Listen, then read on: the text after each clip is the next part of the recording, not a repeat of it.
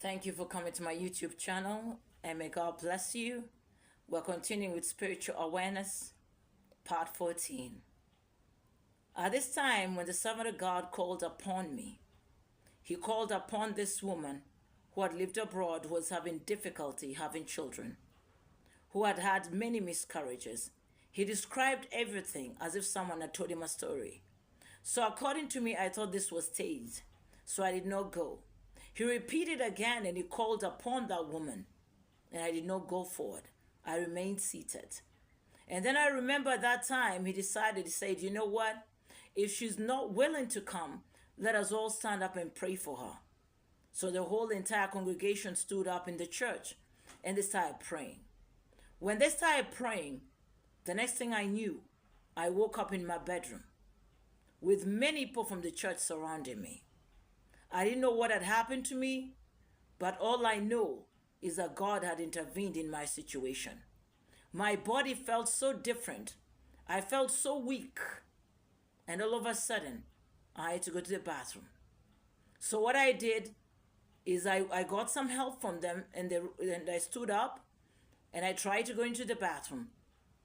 When I entered the bathroom, as I was just getting ready to help myself, all of a sudden something comes from inside of me, a big fleshy thing that is the size of a football. And all of a sudden, when it dropped inside the toilet, it disappeared. I didn't even flush it, it just disappeared.